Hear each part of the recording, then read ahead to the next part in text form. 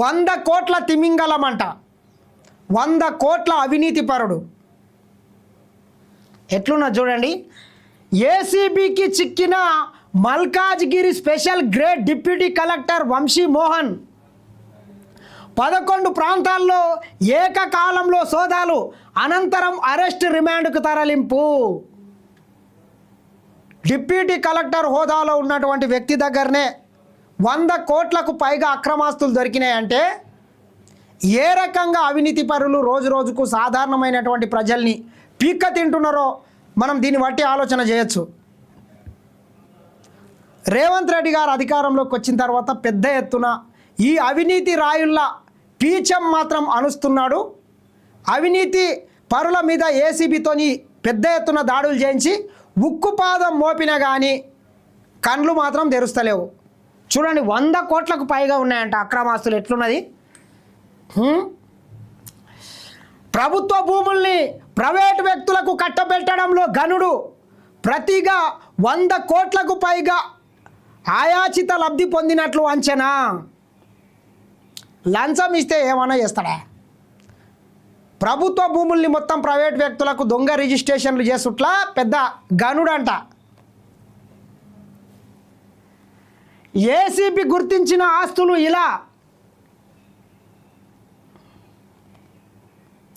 4,46,28,000 విలువైన 19 ఓపెన్ ప్లాట్లు. వనస్థలిపురం ఎన్జిఓ కాలనీలో ఇల్లు. మణికొండలో 1000 చదరపు అడుగుల ప్లాట్.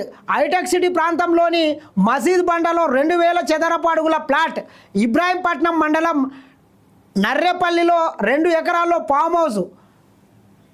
2,10,800 నగదు. బ్యాంకు ఖాతాలో 20 లక్షలు. 122 గ్రాముల బంగారు ఆభరణాలు. 32 లక్షల విలువైన ఇన్నోవా క్రిస్టా కియా కార్లు. ఇట్లా మొత్తం 100 కోట్ల అక్రమాస్తుల్ని కూడగట్టుకున్నాడంట. ఎట్లున్నా చూడండి. దొంగలు సచ్చేటప్పుడు ఏం కట్టుకపోతారు రా బాబు? అమాయకమైనటువంటి ప్రజల రక్తాన్ని పీల్చి పిప్పి చేసి ఇట్లా 1000 కోట్ల అవినీతి అక్రమాస్తులు సంపాదించుకొని ఇట్లా మొత్తం జైళ్ళలో పోయి చిప్పకూడి తినే పరిస్థితి ఏర్పడింది.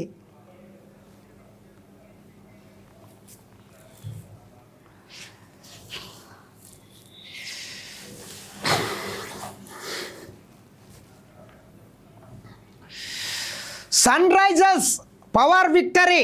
ఆర్సీబీపై 55 పరుగుల తేడాతో గెలుపు. లీగ్ దశ చివరి మ్యాచ్లో ఇషాన్, అభిషేక్ శర్మ విధ్వంసం. ఉప్పల్ వేదికగా పరుగుల వరద. క్లాసెన్, నితీష్ మెరుపు ఇన్నింగ్. 256 పరుగుల లక్ష్య ఛేదనలో తడబాటు. 200 రన్స్కే పరిమితమైన బెంగళూరు. ఇషాన్ కిషన్కు ప్లేయర్ ఆఫ్ మ్యాచ్. ఓడిన అగ్రస్థానంలోని ఆర్సీబీ.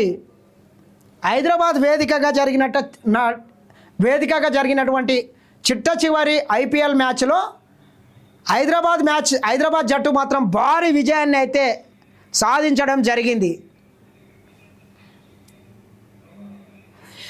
ధర్మేంద్ర ప్రధాన్ రాజీనామా చేయాలి. కాక్రోచ్ జనతా పార్టీ ఆన్లైన్ ఉద్యమం. విద్యాశాఖపై వైఫల్యాలపై సోషల్ మీడియాలో పిటిషన్. నీట్ పేపర్ లీక్ వివాదంపై ఆగ్రహం. కేంద్ర విద్యాశాఖ మంత్రి ధర్మేంద్ర ప్రధాన్ రాజీనామా చేయాలని చెప్పి కాక్రోచ్ జనతా పార్టీ ఆధ్వర్యంలో దేశవ్యాప్తంగా పెద్ద ఎత్తున ఉద్యమం అయితే చాలా అయింది. మరి అది ఎక్కడ